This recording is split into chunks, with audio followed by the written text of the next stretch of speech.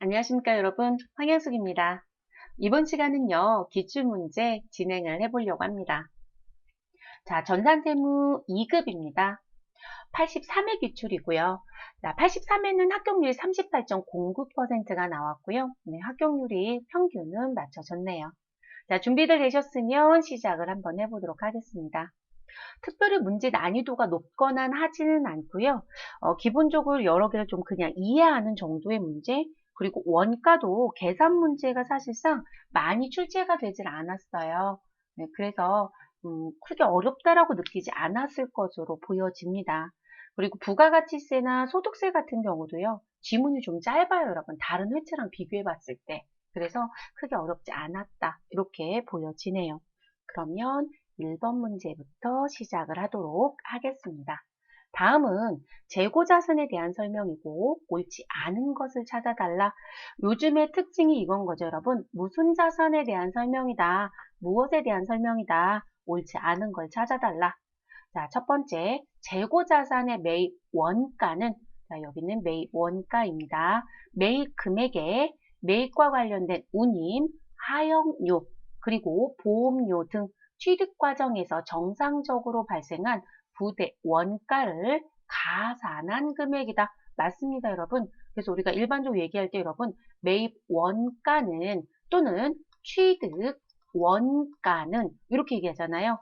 우리 사가지고 온 매입 금액에 또는 매입 원가에 누구를 더하자? 취득 시 발생되는 부대 비용을 더하자. 이렇게 얘기하잖아요. 그러니까 맞는 표현입니다. 두 번째, 후입선출법에 의해 원가 배분을 할 경우 기말재고는 최근에 구입한 상품의 원가로 구성된다. 여러분, 우리 후입선출법은요. 우리 나가는 입장을 놓고 봤을 때 최근에 매입한 것부터 먼저 내보내요. 그렇기 때문에 후입선출법으로 지금 원가를 가정하고 있다라면 기말 재고는 최근에 구입한 상품의 원가로 남는 게 아니고요. 과거께 남아요. 과거의 재고가 남게 된다. 이게 맞고요. 최근에 구입한 상품이 원가로 구성하게 된다라고 하게 되면 이 부분을 구성한다는 얘기는 우리 후입선출법이 아니고요. 선입선출법이요. 그래서 선출법에 원가 가정을 하게 되면 우리 기말재고로 남겨져 있는 건 최근에 구입한 게 남겨진 게 맞습니다. 됐을까요? 자, 그럼 옳지 않은 거니까 답은 2번으로 벌써 결정이 끝났습니다. 자, 세 번째, 선적지 인도 조건으로 판매한, 여러분, 판매한입니다. 사오는 게 아니에요. 운송 중인 상품은 판매자의 재고자산이 아니다. 자, 우리가 이렇게 선을 긋고요. 저는 이제 관세선 또는 국경이다 라고 놓고 볼 때 우리가 누군가는 무엇하고요? 수출하고요. 누군가는 수입을 합니다. 자, 이번의 문제는 사오는 입장이 아니고요. 판매입니다. 그러면 내가 물건을 팔고 있습니다. 이런 거죠, 여러분. 그러면 지금 수출자가 물건을 수입자한테 보냈다. 그러면 이 보내고 있는 이 과정 중에 있는 자산을 우리가 운송 중인 자산이라고 얘기를 하잖아요. 그러면 운송 중인 재고 자산에 대한 부분은 지금 무슨 부분? 자, 실어주는 데서 모든 업무가 끝나는 게 선적지 인도 조건이고요. 그리고 물건을 찾아야 되는 소위 말해서 도착해야 무슨 상황이 끝나진 게 도착지예요. 그러면 선적지 인도 조건으로 판매를 하게 되면 수출자는 업무가 끝난다고 보셔야 돼요. 내 소유권이 아니라고 본다는 얘기인 거죠. 그러면 지금 선적지 인도 조건으로 판매한 운송 중인 상품은 누구의? 판매자의 재고자산이 아닌 거예요, 여러분. 자, 이 경우는 무엇에, 누구의 재고자산이 될까요? 그럼 판매자가 아니라 우리 사가는 우리 매입자 또는 수입자, 그래서 매입자의 재고자산이다. 이렇게 되겠죠. 됐을까요, 여러분? 우리 항상 조심하세요. 지금은 사오는 게 아니라 판매 입장으로 냈습니다. 그러면 3번은 맞는 표현이에요. 만약에 이게 여러분 판매자가 아니고요. 구매자, 매입자였을 때는 잘못된 거예요. 그때는 매입자의 재고자산이 돼야 되니까요. 됐을까요? 항상 조심하실 것.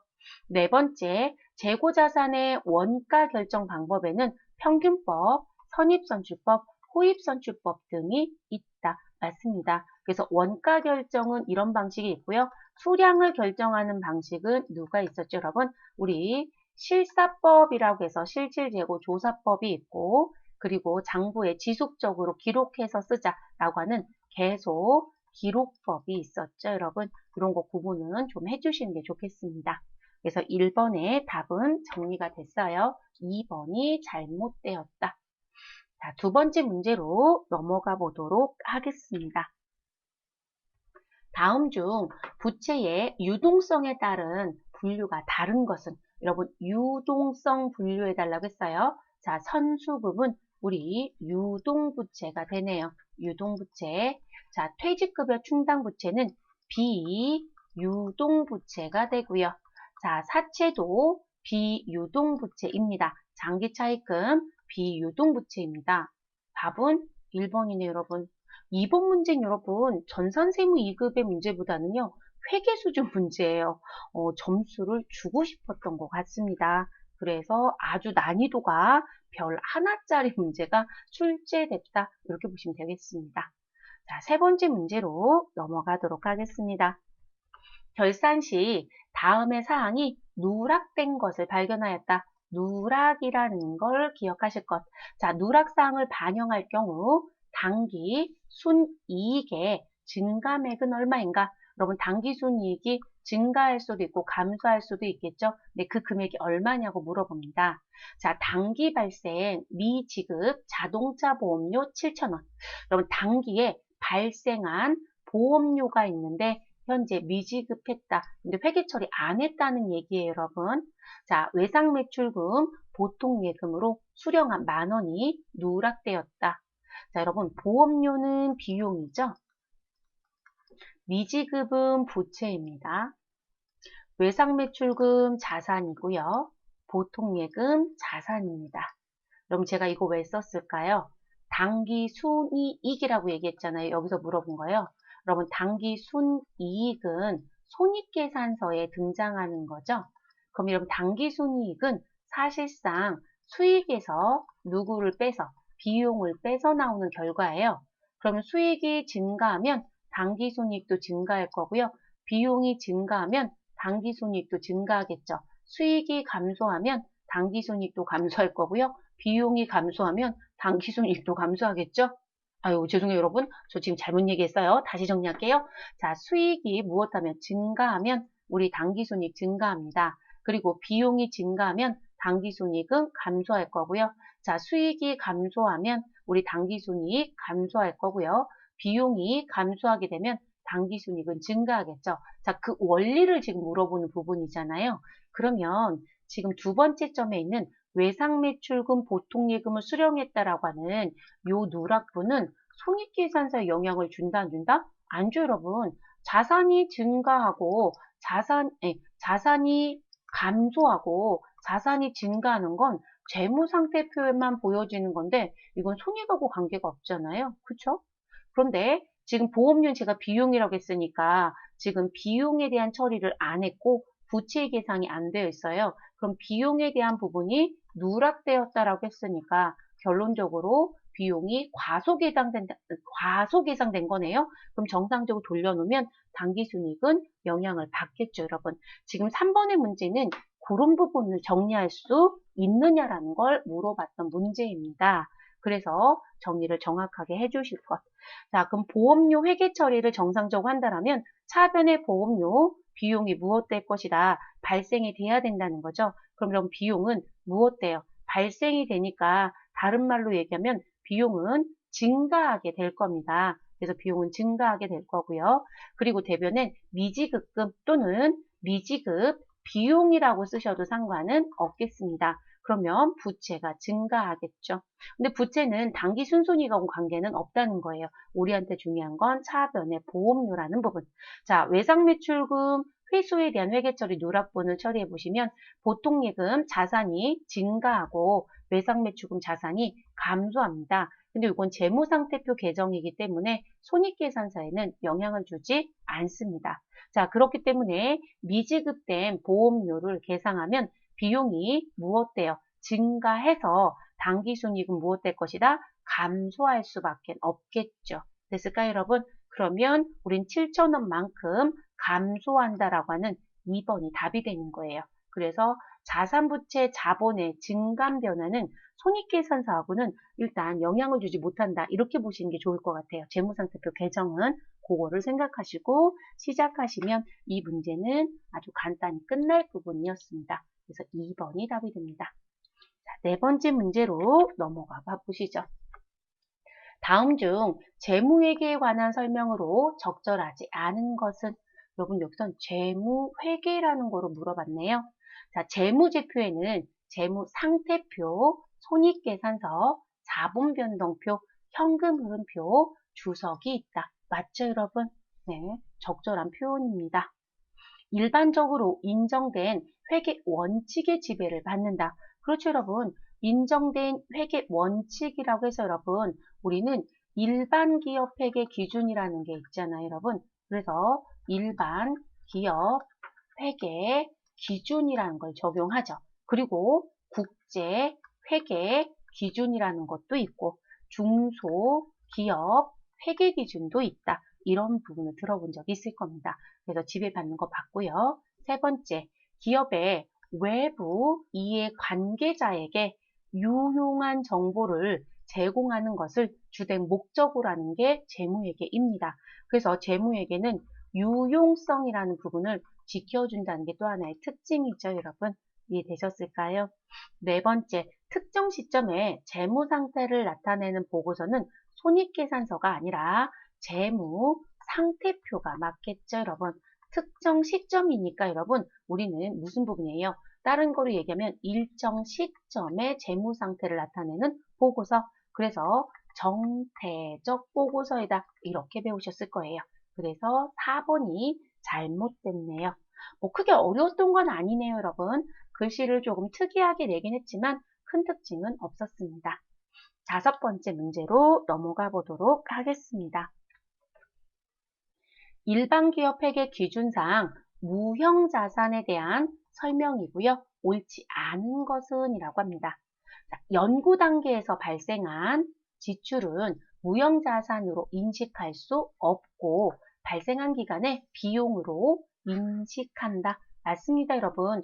우리가 개발이 이루어지면 연구 단계와 개발 단계가 있죠, 여러분. 그래서 우리는 지금 신제품을 개발하겠다라고 하게 되면 처음부터 개발로 바로 들어가는 게 아니라 시장 조사를 하는 등의 연구 단계가 있고요.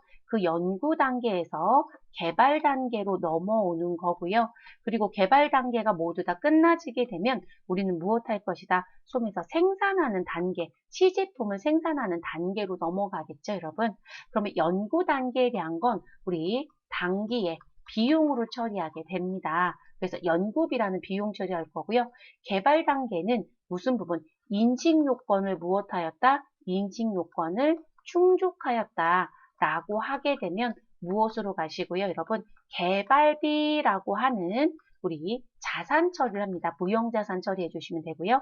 근데 인식 요건을 미충족하였다. 라고 하게 되면 우리는 무엇으로 간다? 경상 개발비로 갈 수밖에 없죠, 여러분. 경상 개발비는 우리 일종의 비용이라고 보시면 되겠습니다. 그래서 비용 또는 이게 제조하고 관련되어 있으면 뭐 제조 원가로 들어갈 수도 있긴 합니다. 그래서 이제 그렇게 들어가는 부분입니다. 그리고 생산 단계는 여러분 누가 봐도 제조 원가로 들어가야 되겠죠. 됐을까요, 여러분? 이제 그런 식의 의미. 그러면 연구 단계는 비용 인식하는 거 맞아요, 여러분. 두 번째, 무형자산의 취득 후 지출로서 일정한 요건을 충족하는 경우에는 자본적 지출로 처리한다. 맞아요, 여러분. 우리가 유형자산이든 무형자산이든 모두 다 취득 후 지출은 있는 거고요. 요건을 충족하면 자본적 지출, 그렇지 못하다라면 우리는 수익적 지출로 처리합니다. 자, 특허권, 영업권, 실용신안권, 연구비는 무형자산에 포함된다. 여러분 1번의 개정 과목이 제가 연구비라고 했잖아요. 그리고 연구비는 비용이라고 표현을 해드렸습니다. 그러니까 연구비는 무형자산에 들어올 수 없어요, 여러분. 연구비 대신에 개발비라고 하는 건 들어올 수 있겠죠. 자, 그래서 옳지 않은 건 3번이 되겠네요. 자, 무형자산의 상각기관은 관계, 법령이나 계약에 정해진 경우를 제외하고는 몇 년을 초과할 수 없다? 20년을 초과할 수 없습니다. 그래서 관계법령이나 계약이 우선이에요, 여러분. 그래서 이 부분을 우선적으로 적용하시고요. 그 경우를 빼고는 20년을 초과할 수 없습니다. 자, 그래서 답은 3번이 되겠네요. 6번째 문제로 넘어가겠습니다. 다음 중 종합원가 계산에 나타나는 특징이 아닌 것은 종합원가 계산. 자, 고객의 주문에 따라 제품을 생산하는 주문 생산 형태에 적합한 원가 계산이다.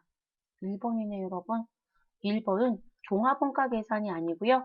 개별 원가 계산의 특징입니다. 그래서 답은 1번. 2번, 원가 요소의 분류가 재료비와 가공비로 단순화된다. 맞아요, 여러분. 그래서 재료비와 가공비로 단순화를 시키고요. 완성품 환상량을 계산하여 원가 산정을 합니다. 연속적으로 대량 반복 생산되는 형태이므로 기간 개념이 중시된다. 맞습니다, 여러분. 연속 대량 생산 방식의 종합원가 계산이 적용이 됩니다. 그러니까 언제부터 언제까지에 대한 이런 표현이 들어오겠죠. 네 번째, 동일 공정에서 생산된 제품은 동질적이라는 가정에 따라 평균화 가정에 기초하여 제품 원가가 계산된다. 그렇죠, 여러분. 우리가 종합원가 계산의 가장 큰 특징이 여러분, 공정별 원가 계산이에요. 그래서 공정별로 이렇게 넘어감에 따라서 계산되는 부분이에요. 그러니까 실질적으로 다르다라는 차별성을 두지는 않아요. 네, 그래서 4번도 맞는 표현이 들어갑니다. 정확하게 특징이 아닌 건 1번입니다. 그래서 1번은 개별 원가 계산에 대한 특징이다. 자, 7번째 문제에 들어가 보겠습니다.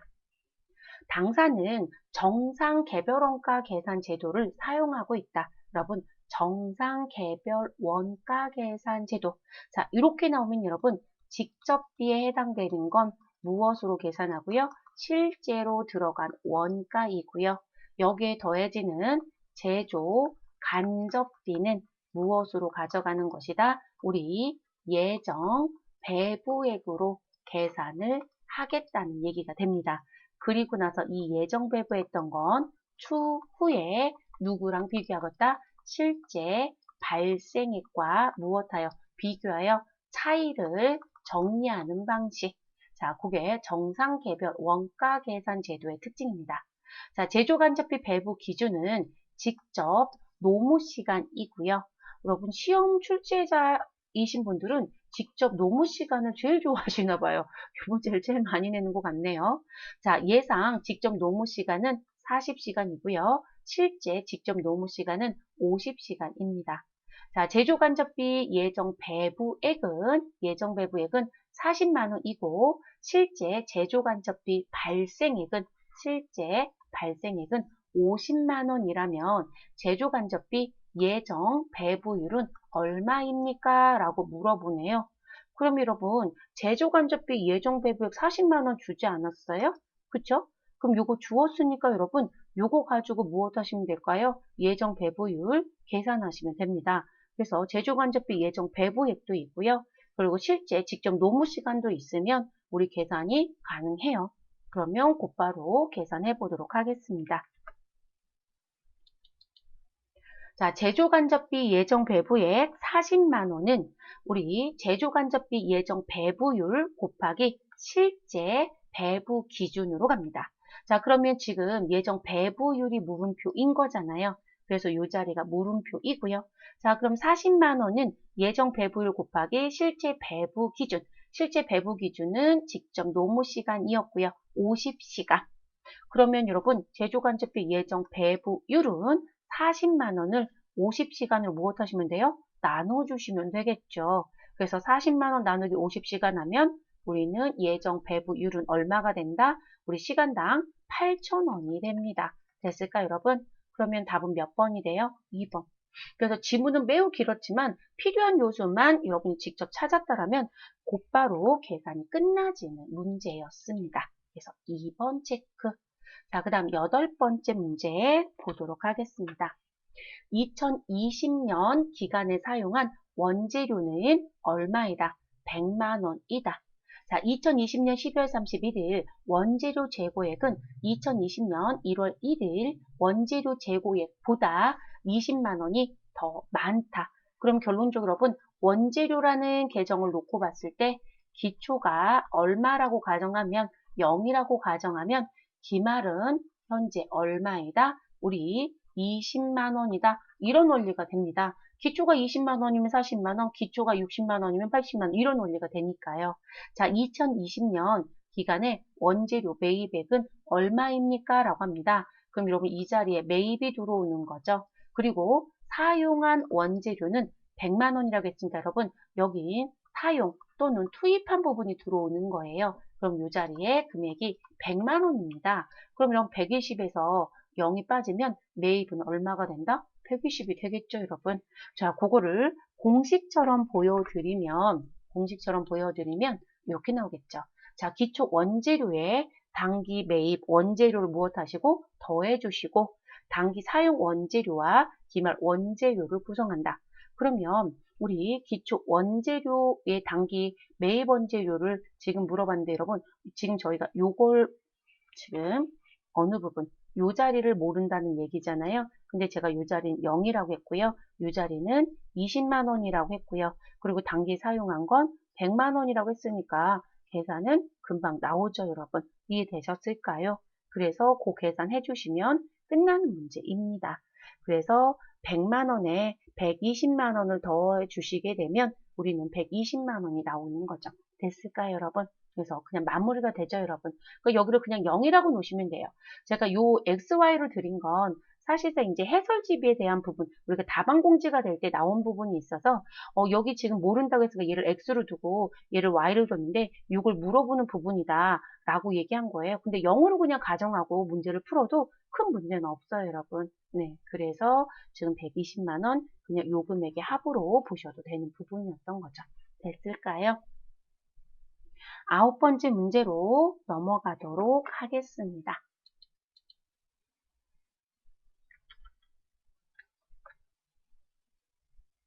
다음 중 부문별 원가 계산에 대하여 옳게 설명한 것은? 이라고 물었습니다. 이번엔 옳은 것을 찾아달라. 자, 1번 직접 배부법은 보조금은 상호 간의 용역수수를 가장 잘 반영했다. 여러분 인과관계 고려를 가장 잘했다 이런 얘기거든요. 여기는 직접 배부가 아니고 여러분 상호배부법입니다. 그래서 상호배부법은 보조부분 상호 간의 용역수수를 가장 잘 반영합니다. 자, 단계배부법은 상호배부법보다 우수하지만 바뀌어야 되네요, 여러분.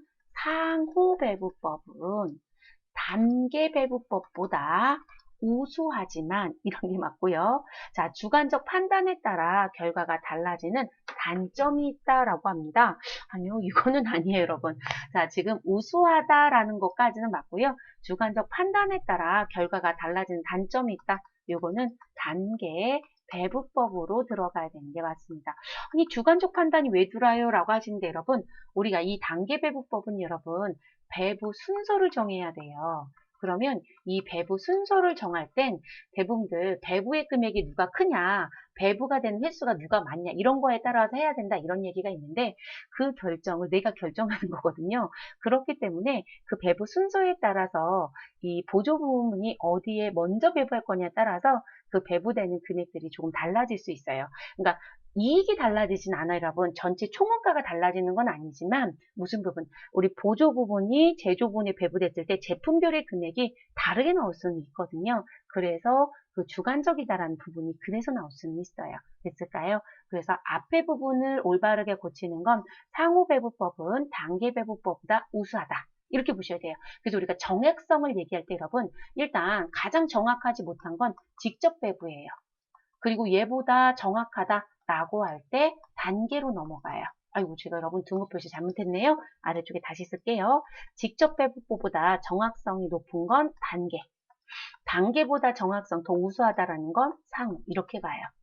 자, 그래서 요런 순서로 가기 때문에 요 앞에는 이렇게 바꿔주시면 되고요. 뒤에 설명은 단계배부법 설명이라는 얘기예요. 자, 세 번째, 제조공장 임차료를 각 부분에 배부하는 기준으로는 각 부문의 작업 인원수가 가장 적당하자. 여러분, 임차료예요. 임차료는 사용하는 면적을 가져가는 게 가장 적당해요. 그러면 작업 인원수 가져가는 건 뭐가 좋을까요? 하신다라면 우리 왜 식당에 복리후생비 이런 거 발생될 수 있잖아요. 그래서 식당 복리적인 비용, 그래서 복리, 후생비가 있다. 뭐 식당까지 들어가지 않아도 돼요. 이런 복리적인 비용이 있다라면 이건 인원수가 사실상 배부 기준이 적당하고요. 임차료는 면적으로 가는 게 맞습니다. 그러니까 3번도 잘못됐네요. 자, 직접 배부, 단계 배부, 상호 배부법의 차이는 보조 부문에 대한 상호 간의 용역수수 반영 정도의 차이라고 할 수 있다. 맞아요, 여러분. 이 용역수수 관계에 대한 반영 정도가 전혀 하지 않은 건 직접, 그리고 일부 반영하고 있는 건 단계, 상호는 전부 다 고려한다. 이렇게 가는 거예요. 그래서 답은 4번이 되네요, 여러분. 옳게 설명한 거라고 했으니까요. 4번으로 체크해 주시면 되겠습니다. 됐을까요? 10번째 문제로 넘어가겠습니다. 다음에 원가에 대한 설명 중 틀린 것은? 이라고 묻습니다. 자, 회피 불능 원가란 선택이나 의사 결정을 할 때 발생을 회피할 수 없는 원가를 의미한다. 맞아요, 여러분. 우리 회피 불능이라는 얘기는 여러분 벗어날 수 없다라는 거예요. 그래서 의사 결정을 할 때 영향을 전혀 주지 않는 건 피할 수 있다는 얘기인데, 지금 회피 불능이라는 건 이거 의사 결정할 때 무조건적으로 들어가는 거예요. 피할 수 없는 거예요. 라는 얘기입니다. 맞는 표현이고요. 자, 직접 재료비와 제조 간접비의 합을 가공원가라고 한다. 여러분, 가공원가라고 하는 건 우리 직접 누구의 합? 노무비죠, 여러분. 노무비와 제조 간접비의 합이 됩니다. 네, 그래서 이렇게 바꿔줘야 되겠죠? 그래서 여기가 노무로 바뀌면 정상적인 답이 되겠네요. 2번이 틀렸습니다. 답은 2번. 직접 원가와 제조 간접비의 합은 제조 원가라고 얘기할 수 있습니다. 그래서 제조 원가는 따로 풀어서 더 세분화시키면 직접 재료비, 직접 노무비, 제조 간접비의 합입니다. 이렇게 얘기할 수도 있습니다. 자, 기회비용. 기회비용은 여러분 하나를 선택함에 따라서 포기하는 부분에서 발생될 수 있는 부분을 얘기합니다. 자, 그러면 여러 대차안 중에서 어느 하나를 선택함으로 인해 상실하게 되는 최대의 경제적 효익을 말한다. 여러분, 최대치가 맞아요. 가장 큰, 이렇게 표현할 수도 있어요. 그래서 최대 또는 큰이라는 표현으로 기억하시고, 작은 게 아니에요, 여러분. 그러니까 내가 A안도 있고 B안도 있고 C안도 있는데 제가 C안을 선택하게 되면 A하고 B안에 대한 건 버려져요. 근데 A하고 관련된 부분의 금액이 100이고 B하고 관련된 금액이 120이었다라면 버려지는 부분의 최대의 금액 120이 지금 그런 얘기란 부분이에요. 그러니까 뭔가를 하나 선택하면 없어지는 부분들이 있을 거예요. 그런 걸 기회비용이라고 하는 거거든요. 근데 그 기회비용의 최대치를 의미하는 걸 얘기한다는 거죠. 그래서 답은 2번이 잘못된 표현에 해당이 됩니다. 자, 11번째 문제로 넘어가 볼게요, 여러분.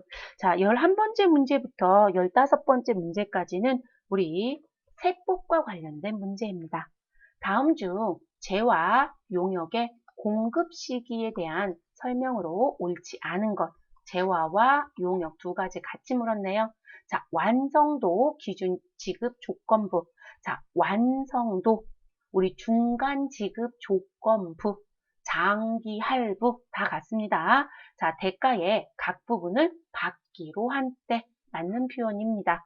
그래서 여러분, 우리 요거는 제가 다른 기출 풀 때는 얘기 안 했을 수도 있는데 여러분, 완성도, 중간, 지급, 조건부, 그리고 장기 할부는 항상 세트처럼 기억해달라. 그래서 대가의 각 부분을 받기로 한 때. 자, 폐업 시 잔존재화의 공급 시기는 폐업하는 때. 자, 내국 물품 외국으로 반출되는 직수출의 경우는 수출제화의 공급가액이 확정되는데 아니죠, 여러분. 내국 물품 외국으로 반출되는 직수출의 경우는요, 여러분, 무엇으로 가셔야 된다. 우리는 공급 시기를 선적일로 갑니다, 여러분. 그래서 우리는 선화증권상에 기재되어 있는 선적 또는 비행기에 실으면 기적이라고 해요. 그래서 선적이나 기적일이 뭐가 된다? 우리 공급 시기가 됩니다.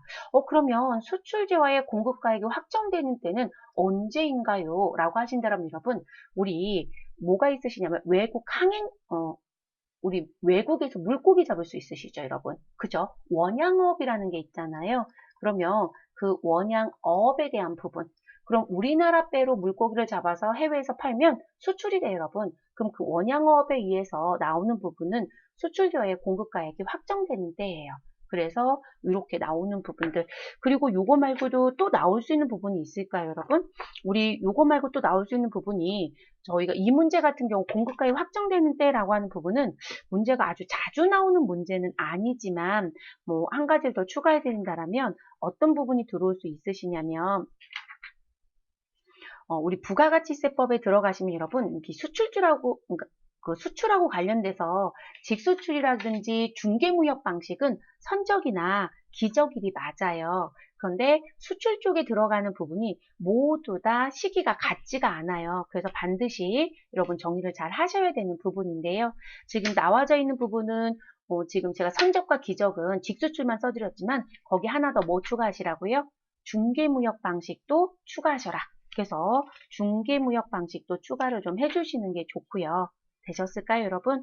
네, 그리고 우리 수출제와 공급가액이 확정되는 데는 원양어업이라는 거. 그러니까 우리나라 배에서 무엇 하시는 거? 물고기 잡으시는 거. 그래서 원양어업이라는 거 하나 써주시면 되시고요. 여러분 제가 지금 용어가 한 가지 생각이 안 나서 잠깐만요. 제가 잘못 써드리면 안 되겠죠. 풀이 과정이신데. 그래서 그 내용 한 가지 더 써드리고 다음 문제로 넘어갈게요. 왜 갑자기 기억이 안 날까요? 가끔씩 저도 기억이 안 날 때가 있어서. 자, 그래서 이 부분에 원양어업이랑 한 가지 더 써놓으실 게 뭐가 있으시냐면, 우리 위탁 판매 수출. 이게 갑자기 생각이 안 났어요. 위탁 판매 수출. 그리고 이 선적일로 들어가시는 이 부분. 그러니까 수출제와의 선적일, 이렇게 들어가는 부분은 직수출도 있지만, 누구도 있다? 중개무역 방식. 한꺼번에 같이 기억하세요. 중개, 무역, 방식의 수출. 이렇게 나와져요. 그래서 사실상 문제가 어려워지면 여기까지 출제가 돼요. 다른 기출 같은 경우 여러분 직수출하고 중개무역 방식 같이 낸 출제자가 있어요. 그래서 직수출과 중개무역 방식의 수출은 선적 또는 기적일이고 수출제와의 공급가액이 확정되는 대로 가라 라고 하는 부분은 우리 원양어업과 위탁판매 수출이 있습니다. 그리고 여러분 우리 지금 요거 말고도요. 그 수출제화 쪽에 또 하나 시험에서 나올 수 있는 부분이 뭐가 있냐면 위탁 가공 무역 방식이 있어요. 그래서 위탁 가공 무역 방식이라고 하는 수출이 또 있거든요. 요 부분하고요. 그리고 외국인도 수출이 있어요. 외국 인도 수출. 자, 요 부분 같은 경우도 공급 시기가 같아요, 여러분. 그러면 요 부분은 무엇하는 부분? 외국에서 해당되는 재화를 인도하는 때로 보거든요, 여러분. 그러면 우리는 외국, 인도 하는 때 이렇게라도 기억을 해주세요. 용어가 너무 길다라면 짧게라도 기억하시는 게 좋아요. 그래서 외국에서 재화를 인도하게 되면 그때를 공급 시기로 봐요. 그래서 3번은 일단 틀린 부분입니다. 그래서 이 부분은 우리 거로 가져가는 부분. 답은 3번. 자, 네 번째, 부동산의 전세금에 대한 간주 임대료. 자, 여러분 간주 임대료는 부가가치세 신고하는 기간으로 갑니다. 그렇기 때문에 예정 신고 기간의 종료일 또는 과세 기간의 종료일이라는 표현을 쓰게 됩니다. 그래서 우리 예정 신고 기간의 종료일이니까 여러분 1기 예정은 3월 31일, 2기 예정에 대한 부분은 우리 며칠일까 여러분? 9월 30일. 이게 종료일이겠죠. 그리고 과세기간 종료일이 겠습니까 1기는 6월 30일, 2기는 12월 31일. 이때가 간주 임대료에 대한 공급 시기가 됩니다. 그래서 이렇게 정리가 됩니다. 그러면 답은 정리가 끝났네요. 3번. 자, 12번째 문제로 넘어갈게요. 그러니까 지금 문제 같은 경우엔 제가 하나 설명하려고 조금 늘어진 부분이 없잖아 있네요. 자, 12번째 문제 볼게요, 여러분. 부가가치세법상 영세율과 면세에 대한 설명이고요. 옳지 않은 것. 자, 재화의 공급이 수출에 해당하면 영해세율을 적용한다. 그렇죠, 여러분? 우리 수출하는 재화에 대해서는 영해세율을 적용할 수 있다고 했습니다. 자, 면세사업자는 부가가치세법상 납세 의무가 없습니다. 맞아요, 여러분. 면세사업자는 부가세를 면해주는 거기 때문에 부가가치세법상 납세 의무가 없고요. 그래서 면세사업자는 사업자 등록도요. 부가가치세법상 사업자가 아니고요. 우리 개인의 경우에는 소득세법상 사업자이고 법인 경우에는 법인세법상 사업자라고 표현합니다. 세 번째, 간이과세자가 영세율을 적용받기 위해서는 간이과세를 포기하여야 한다? 아니요, 여러분. 간이과세 포기 없이요. 간이과세자는 그냥 영세율이 적용이 됩니다. 그래서 포기라는 건 하지 않습니다. 자, 그러면 옳지 않은 거니까 3번. 자, 토지를 매각하는 경우에는 부가가치세가 면세된다. 토지의 매매라는 부분. 자, 우리가 부동산이라는 게 등장이 되면 여러분, 부동산은 일단 토지가 있을 거고요. 그리고 또 누가 있을 것이다? 우리 건물이라는 부분이 있을 수 있겠죠, 여러분. 그러면 부동산에 토지를 무엇하였다? 매매하였다. 그러면 토지를 매매하게 되면 우리는 뭐가 된다? 면세가 됩니다. 그런데 여러분, 우리 건물을 무엇하게 되면 매매하게 되면 뭐가 된다? 과세가 됩니다. 그런데 여기에 예외가 있죠, 여러분. 단 누구에 대해서는 우리 국민주택 규모에 대해서는 국민주택 규모에 대해서는 무엇할 수 있다? 면세할 수 있어요, 여러분. 자, 이렇게 묻는 거고요. 자, 그리고 부동산 중에 토지를 무엇하고 있다? 아이고, 저 빌려주고 있어요. 임대하고 있다. 그러면 토지의 임대는 뭐가 된다? 과세예요, 여러분. 토지를 빌려주는 건 과세가 됩니다. 그리고 건물의 임대도 뭐가 된다? 과세가 됩니다. 그런데 여러분, 여기 과세 못 들어오는 게 있습니다. 누구요? 단, 누구는? 국민주택 따지지 않습니다. 그냥 주택입니다. 여러분, 그냥 주택이라는 건 국민주택 규모도 국민주택 규모가 초과되는 것도 다 들어오는 거예요. 그래서 단, 주택은 뭐가 된다? 주택은 면세가 됩니다. 자, 요거 구분 잘 해주셔야 합니다. 그리고 우리가 건물을 두고 봤을 때 여러분, 건물에 뭐가 되는 게 있다? 따라다니는 부수, 토지라는 게 있습니다. 그럼 이 부수토지는 어떻게 해요? 라는 게 나오겠죠. 아니, 부수토지가 왜요? 부수토지를 무엇했을 때, 임대했을 때, 이 얘기를 하고 싶은 거예요. 건물을 임대하니까 여러분 토지도 같이 임대가 되는 거거든요. 그렇게 되면 건물이 과세면 얘도 과세예요, 여러분. 우리 무슨 부분? 건물이 면세이면 뭐가 될까요? 부수토지도 면세가 돼요. 그래서 지금 그 부분은 여기 요건을 그대로 따라가시면 되겠습니다. 그래서 4번 얘기가 나왔길래 조금 더 깊이 얘기를 했습니다. 왜냐면 지금 보여드린 이 부분이 시험에 출제가 돼요, 여러분. 문제를 풀어보시면. 그래서 이것도 정리를 잘 해서 가지고 가시면 좋을 것 같습니다. 답은 3번입니다. 13번째 문제로 넘어가겠습니다. 다음 중 세금 계산서 필요적 기재사항이 아닌 것. 여러분, 필요적 기재사항. 여러분, 이런 문제 나오면 행복하지 않아요? 이거는 무조건 기억하실걸요? 자, 그래서 이 필요적 기재사항은 여러분이 알고 계실 거예요. 그러면 요 네 가지 기억하시죠? 그래서 공급하는 자의 상호 성명이라는 부분. 그래서 공급하는 자의 상호 또는 성명. 자, 그리고 공급가액과 부가가치세. 그리고 공급받는 자의 무슨 부분이요? 사업자 등록번호, 그리고 작성 연월일. 자, 이들이 필요적 기재사항이죠. 자, 그런데 여러분, 공급하는 자의 상호 성명이라는 것도 있지만 얘도 뭐가 있어야 돼요, 여러분? 등록번호를 제가 안 써드렸네요. 당연히 등록번호도 들어야 되겠죠. 그래서 공급하는 자의 등록번호, 상호 성명이 필요하고 공급받는 자는 상호 성명은 안 필요해요. 등록번호만 있으면 됩니다. 그러면 공급받는 자의 상호 성명, 필요적 기재사항. 공급가액과 부가가치세 필요적 기재사항, 공급받는 자의 사업자 등록번호 필요적 기재사항, 공급 연월일은 관계가 없어요, 여러분. 공급이 아니라 누구이다? 작성 연월일이 필요합니다. 그래서 답은 몇 번이 된다? 4번이 되겠네요. 됐을까요? 네, 14번째 문제로 넘어가 보도록 하겠습니다. 다음 중 소득세법에 관한 설명으로 옳지 않은 것은 이라고 합니다.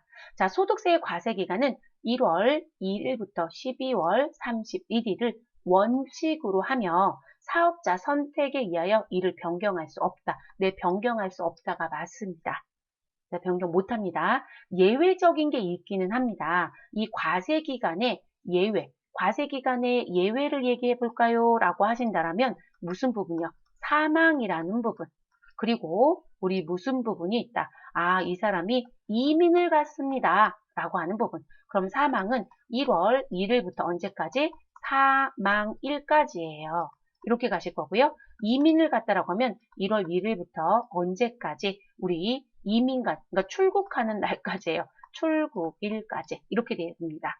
그래서 이 경우를 빼고는 무조건 무엇으로 간다? 무조건 1월 1일부터 12월 31일로 갑니다.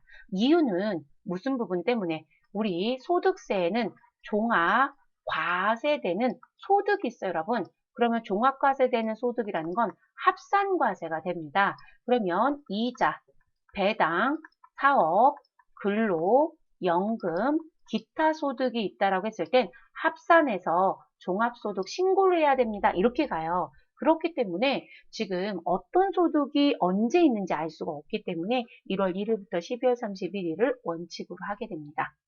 두 번째, 사업소득이 있는 거주자의 소득세 납세지는 주소지로 한다. 사업소득이든 이자소득이든 근로소득이든 소득세의 납세지는 어디가 맞다? 주소지가 맞아요, 여러분. 네, 다만 우리가 원천징수를 하면 원천징수를 해서 납부하는 장소가 있겠죠. 그래서 원천징수 세액에 대한 납세지는 주소지가 아니고요. 사업장 소재지인 건 맞습니다. 그러니까 반드시 확인을 잘 하실 것. 그래서 소득세 납세지는 주소지. 자, 소득세법은 종합과세 제도이므로 거주자의 모든 소득을 합산하여 과세한다? 아니, 여러분. 자, 소득세법에 가서 봤더니 소득세를 과세하는 방법이 있어요. 소득세 과세하는 방법은 몇 가지가 있다? 세 가지가 있다. 자, 종합 과세할 수 있다라는 방법이 있고요. 그리고 우리는 분류 과세하는 게 있다라는 게 있고요. 그리고 분리 과세된다라는 게 있습니다. 그렇기 때문에 모든 소득을 합산하지는 않습니다. 그래서 우리가 분류과세라는 부분 때문에 무엇이 되고 있다? 분류과세 때문에 종합 과세되는 소득이 있고 종합과세 소득이 있고 그리고 뭐가 있다? 퇴직 소득이 있고 그리고 양도 소득이 있으며 퇴직과 양도소득은 결집 효과라든지 과중되는 문제가 있기 때문에 절대로 합산하지 않아요. 그래서 모든 소득을 합산한다는 표현은 잘못됐어요, 여러분. 그러면 옳지 않은 건 3번이 되겠네요. 자, 소득세의 과세 기간은 사업 개시나 폐업의 영향을 받는다, 안 받는다? 안 받아요, 여러분. 제가 그래서 무조건이라는 표현 써드렸죠. 합산의 의미가 있기 때문에. 그래서 답은 몇 번? 3번이다. 라고 정리하시면 되겠습니다. 자, 15번째 마지막 문제로 넘어가도록 하겠습니다.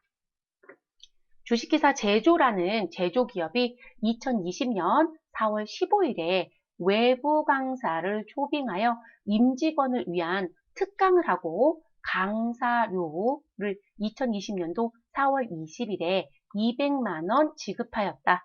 자, 그 대가를 지급하면서 원천 징수할 세액은 얼마인가? 라고 묻습니다. 자, 이 초빙됐던 사람을 들어가서 봤더니요.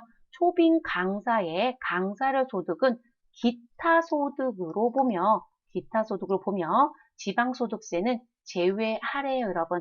지방소득세 포함하라고 하면 10% 가산해서 하시면 되고요. 지금 제외하라고 했으니까 소득세만 징수하시면 되겠습니다. 그럼 여러분 지금 여기 외부 강사 초빙에서 들어간 이 강사료는 뭐라고 표현하는 거예요? 아, 일시 강연 소득이구나. 이런 얘기를 하고 싶은 거죠. 그럼 여러분 일시 강연 소득은 우리가 알아두셔야 되는 게 의제, 필요경비 인정이 있어요. 그럼 의제 필요 경비 몇 퍼센트를 인정하고 있다? 60%를 인정하고 있거든요. 그걸 아셔야 된다는 거. 그래서 그거 숙지하고 들어갔어야 이 문제를 사실 풀 수 있는 상황입니다. 자, 그러면 기타 소득에 대한 금액을 계산하지 못하면 사실상 원천징수 못합니다. 왜 그러냐면 우리가 일반적인 다른 소득은 여러분 소득금액 곱하기 원천징수 세율이 아니고요. 소득 곱하기 원천징수 세율이에요. 근데 기타 소득 같은 경우는 기타 소득 금액의 원천징수 세율을 곱해요. 그래서 기타 소득 금액이라는 거. 그럼 기타 소득 금액은 지금 강사료로 받은 총 수익 금액에서 의제 필요 경비를 빼서 가지고 가야 합니다. 그리고 의제 경비라고 했던 이 60%는 내가 받은 강사료 수익 금액이 있겠죠, 여러분. 그 강사료에 해당되는 수익 금액에 곱하기 60%를 하라는 표현하고 같은 거예요. 그러면 총 수익 금액 200만 원에 의제 필요 경비 120만 원을 빼면 80만 원 나오죠. 그러면 그 80만 원에 대해서 우리 기타 소득 원천징수세율 몇 프로? 20%를 곱합니다. 그러면 원천징수세액은 얼마가 된다? 16만 원이 됩니다. 그래서 200만 원에 그대로 우리 20%를 하는 게 아니라 기타 소득 금액의 20%라는 거 되셨을까요? 그럼 답은 몇 번이 돼요, 여러분? 3번이 되겠죠. 만약에 이게 기타 소득이 아니고요, 여러분 사업소득으로 문제가 출제가 됐다. 그러면 필요 경비를 따지지 않습니다. 그러면 사업소득이었을 때는 200만 원 곱하기 몇 퍼센트? 3%를 원천징수할 거예요, 여러분. 그래서 원천징수세액이 나오게 됩니다. 그래서 계산이 조금 달라지는 거예요. 이해되셨을까요? 정리를 잘 하셨으면 좋겠습니다. 그러면 답 정리도 모두 다 끝났고요. 우리 답은 3번으로 표시하시고 마무리하시면 되겠네요. 자, 15번 같은 문제도요. 지금 오히려 쉬운 문제 여러분. 15번이 어렵다고 좀 보지 않습니다. 왜냐면 이거를 이렇게 내지 않고요. 일용직이었을 때, 기타 소득이었을 때, 사업소득이었을 때 세부사항을 주면서 원천징수세액이 가장 큰 거, 작은 거 이렇게 문제를 낼 때도 있어요. 그렇기 때문에 이 문제는 사실 어려운 문제에 속하진 않아요. 최소한 시험 준비하신다면 우리가 의제 필요 경비라는 건 기억하셔야 되겠죠. 그리고 혹시 몰라 말씀드리는데요. 우리가 이 의제 필요 경비가 인정되는 부분은 실제 발생된 필요 경비가 있다라고 하면 실제 발생된 필요 경비랑 의제 필요 경비랑 비교해서 큰 금액을 필요 경비로 인정이 돼요. 근데 지금 15번 문제에서는 실제로 발생됐다는 필요 경비는 사실 없어요, 여러분. 그래서 의제로 곧바로 넣어주시고 끝내면 되는 문제였습니다. 자, 이렇게 해서 여러분 우리는 83회 기출문제 풀이도 정리가 됐습니다. 자, 83회 같은 경우는 이론은 크게 어려웠던 문제도 없고요. 다른 기출하고 조금 비교를 해보면 계산 문제도 사실 그렇게 많지도 않았고요.